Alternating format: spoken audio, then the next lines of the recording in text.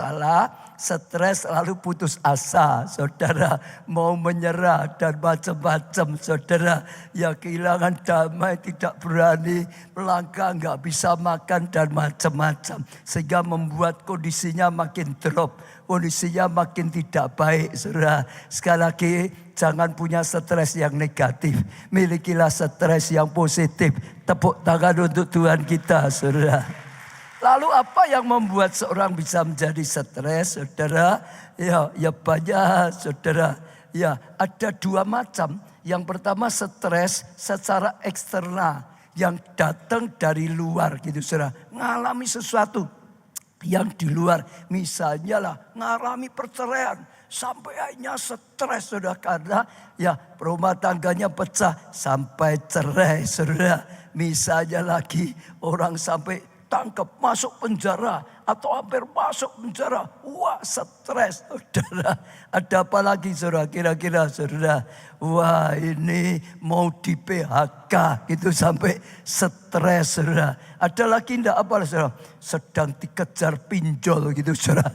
Kalau di Jawa Tengah daerah itu banyak, nggak tahu kalau di Jakarta. Ada enggak saat ini yang sedang dikejar pinjol, gitu, saudara? Wah, dikejar pinjol itu sungguh-sungguh stresnya luar biasa loh. Karena dikejar, kejar. Bukan hanya dikejar, lalu diterobos loh. Semua kenalannya dihubungi semua loh, saudara. Bahkan kadang sampai gerejanya dihubungi loh, saudara. Beberapa jemaat kita kena pinjol itu sampai hubungi gereja loh. Kalau banknya tahu saya bisa dihubungi juga loh, saudara. Sampai stres, malu, dikejar-kejar. Luar biasa sekali, saudara. Karena apa? Yang terjadi di luar ada lagi mungkin stres karena dikejar tukang pajak gitu, saudara. Masalahnya usahanya sedang diperiksa. Wah, ini sedang diproses perpajakan. Sampai stres. Ada banyak yang bisa membuat orang stres yang datangnya dari luar. Merasa tertolak, saudara. Dalam keluarganya merasa ditolak, saudara. Dalam pelayanan bahkan merasa ditolak. Di tempat kerja, di tempat studi merasa tertolak sampai stres itu, saudara. Ada banyak yang bisa datang dari luar, eksternal ini. Kalau Pak Budi mungkin pernah lihat ya, orang diperiksa pajak sampai stres ada ya, mestinya ya banyak.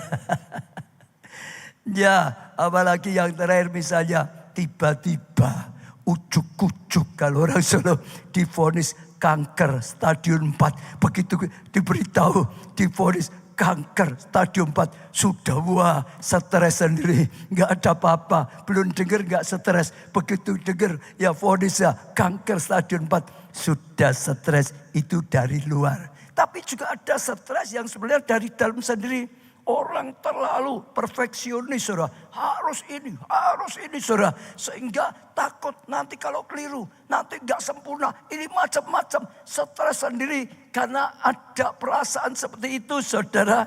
Ya, orang juga yang selalu pikirannya negatif. Dia pasti menghina saya. Dia pasti punya rencana yang jahat terhadap saya. Pasti ini, pasti. Aku pasti di PHK.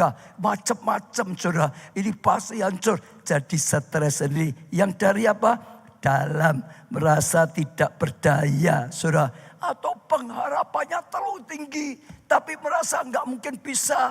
Ya, sesuai dengan pengharapannya, saudara. Sehingga stres itu dari dalam, saudara. Kita sendiri yang akhirnya membuat hidup kita stres. Ada yang dari luar, ada yang dari dalam. Saya tidak tahu saudara mengalami stres karena masalah di luar atau karena masalah malah di dalam sendiri. Saudara merasa sendiri, merasa ditolak atau tidak, merasa sendiri, merasa tidak baik, merasa enggak tampan, merasa enggak cantik, jelek gitu, saudara. Stres sendiri. Tapi sekali lagi dalam nama Tuhan Yesus, jangan stres itu menghancurkan kita. Stres bisa diatasi, bahkan bisa dibawa pada Tuhan. Ngalami pembalikan di dalam Tuhan. Kita bisa mengelola stres kita sehingga tetap tegar. Kita bisa mengelola stres kita malah jadi batu loncatan di dalam Tuhan. Tepuk tangannya yang sangat meriah untuk Tuhan kita. Nah, sekarang kita akan belajar saudara rahasia mengelola stres menjadi rest, lega, saudara, damai, saudara, tetap bahagia, saudara. Yang pertama, mengelola fisik. atau fisik, ya tubuh gitu. Itu harus dikelola dengan baik.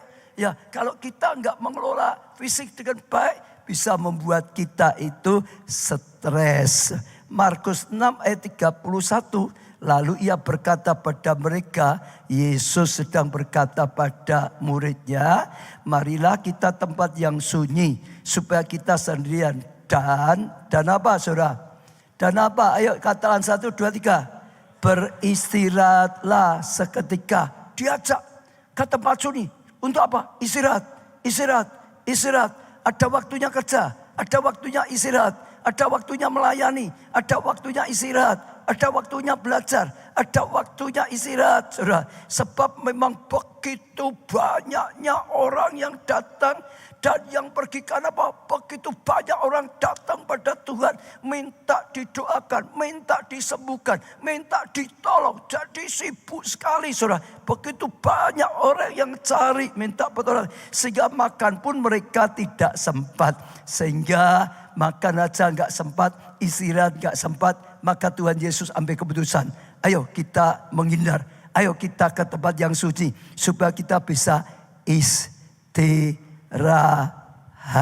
Kadang-kadang saudara, seorang itu capek sekali. Ya sampai ya tadi seperti ini nggak sempat istirahat. Makan saja sulit, saudara. Akhirnya fisiknya makin lemah. Makin lemah. Dan keadaan lemah fisik kadang-kadang juga bisa rohnya ikut lemah. Saudara, menghadapi tantangan ya lebih mudah ya goyah, saudara. Jadi ada waktunya untuk sungguh-sungguh ya jaga fisik kita. Kalau tubuh kita sehat, kita lebih mudah sukacita. Tapi kalau tubuhnya lemah, ya sakit semua, kadang-kadang buat kita stres, saudara. Jadi kelola fisik kita dengan baik.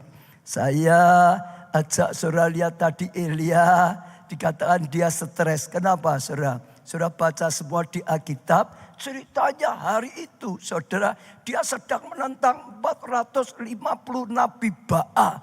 Dari pagi saudara, terus tempur. Dari siang terus tempur saudara. Dari sore terus tempur saudara. Pertempuran seperti itu menguras energi. Kenapa? Bukan hanya secara fisik, secara roh. Pengurapannya akan mengalir, peperangan rohani pengurapan mengalir. Dan akhirnya dia sudah kehabisan pengurapan, kehabisan kekuatan, kehabisan tenaga. Dalam keadaan seperti itu diancam oleh Isabel. Aku akan balas, aku akan bantai engkau, aku akan bunuh engkau. Langsung kaget, ketakutan, sampai stres, sampai ingin mati. Saudara, kenapa saudara? Dia belum istirahat. Ya, dia belum pulihkan kondisi fisiknya. Kalau saudara baca Alkitab, maka Tuhan berkata, tidur gitu saudara. Kasih makan dulu, minum dulu. Setelah itu tidur gitu saudara. Setelah itu pulihlah keadaannya, maka imannya bangkit lagi. Maka rest lagi, maka sukacita lagi. Maka sukacita, damai sejahtera lagi. Beri tepuk tangan yang meriah.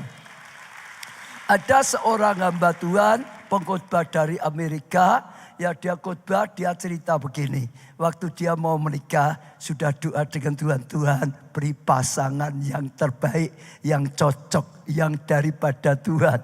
Dan akhirnya Tuhan beri pasangan ya dari Tuhan. Saya percaya yang terbaik. Setelah itu menikah, melayani bersama-sama. Maju dalam pelayanannya. Lalu akhirnya punya anak, saudara. Ya, punya anak. Maka dia pelayanan, istrinya ngurusin anak, saudara. Nah, waktu berjalan, setelah itu dia lihat istrinya sudah enggak seperti dulu. Dukung pelayanannya, enggak. Dia pulang ya didiamin saja. Dulu pasti ditanya, gimana tadi? Aku sudah doakan kamu. Macam-macam, sekarang tidak. Diajak bicara saja sulit. Seolah ngapain pelayanan. Enggak dukung seperti dulu. Dia doa dengan Tuhan. Tuhan, gimana itu? Istri saya berubah. Enggak seperti dulu. Sekarang tidak menunjang pelayanan. Sekarang sudah enggak suka pelayanan. Enggak mau macam-macam, saudara. Lalu Tuhan berkata pada dia, istrimu tidak berubah. Istrimu itu hanya terlalu letih, terlalu capek ngurusi anak, saudara. Di sini yang anaknya tadi ada penyerahan anak, anaknya masih kecil. Ngurusi anak kecil letih atau enggak? Letih atau enggak?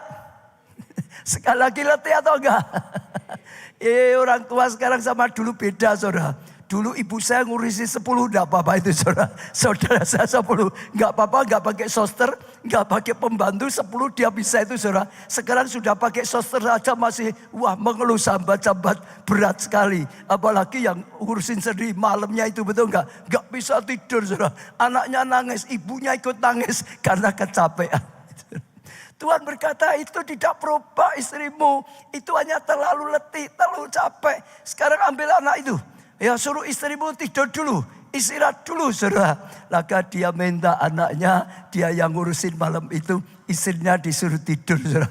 Lalu istrinya tidur itu seharian. Sampai besoknya baru bangun, saudara. Setelah bangun mulai fresh lagi, mulai sukacita lagi, mulai semangat lagi, saudara. Hanya kenapa?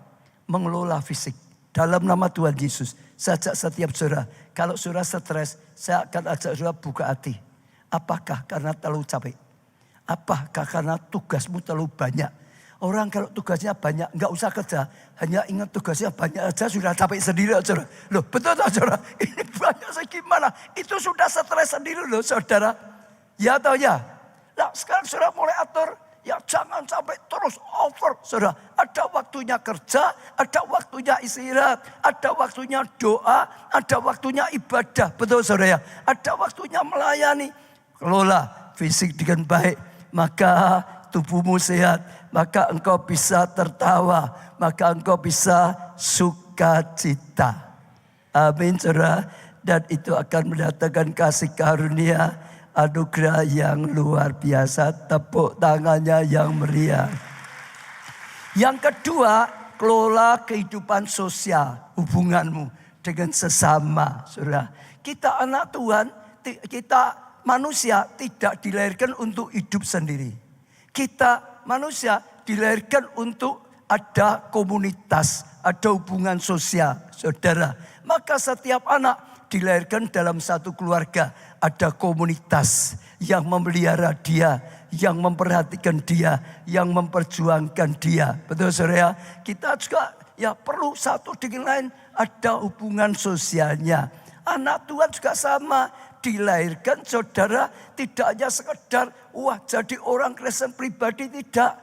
Nama gereja, salah satu nama gereja yang dari Tuhan beri nama gereja adalah keluarga Allah.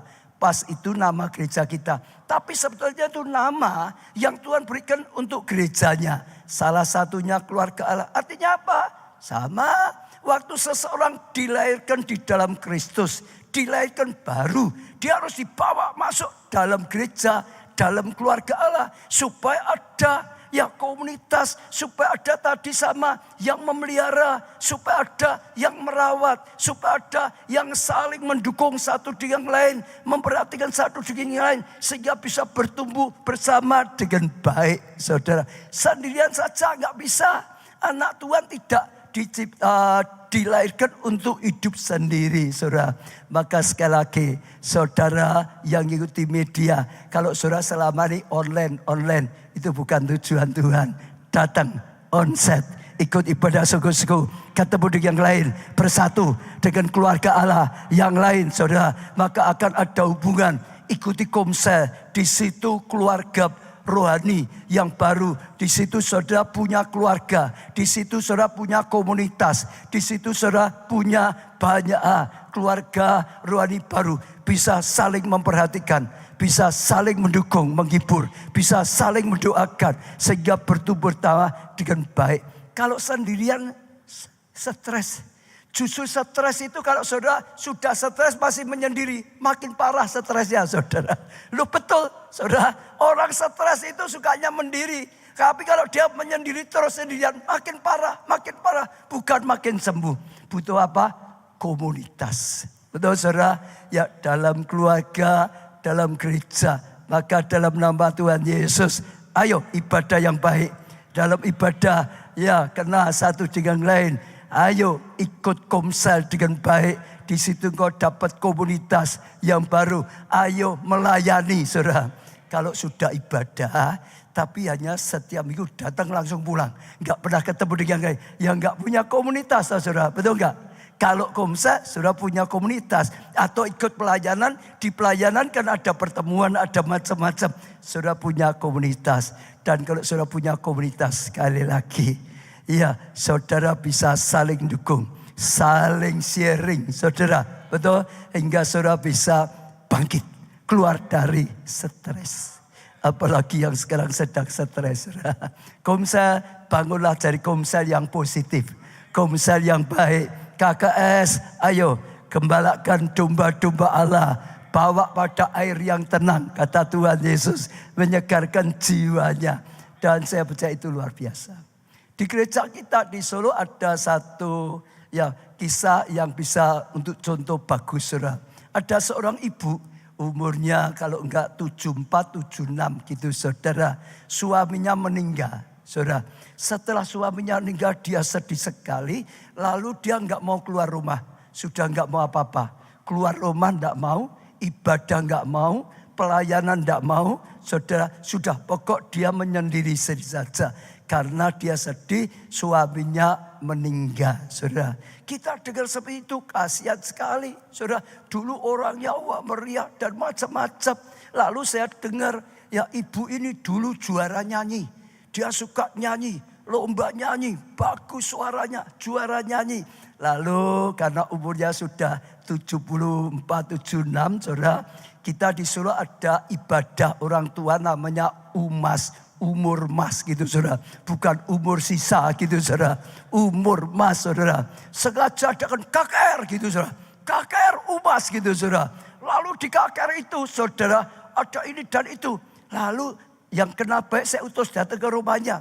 Lalu ngomong, ini umas mau ngadain KKR besar. Lah kamu diminta mau baca. Ayo nyanyi mempersembahkan pujian saudara. Saudara dengar ya. Kalau orang disentuh hobinya, saudara, tiba-tiba nyala. Karena dia disuruh sekarang muncul lagi. Itu kesenangannya. Nyanyi, dulu juara terus. Mempersembahkan pujian, apalagi di KKR gitu, saudara. Senang, mau dia, saudara.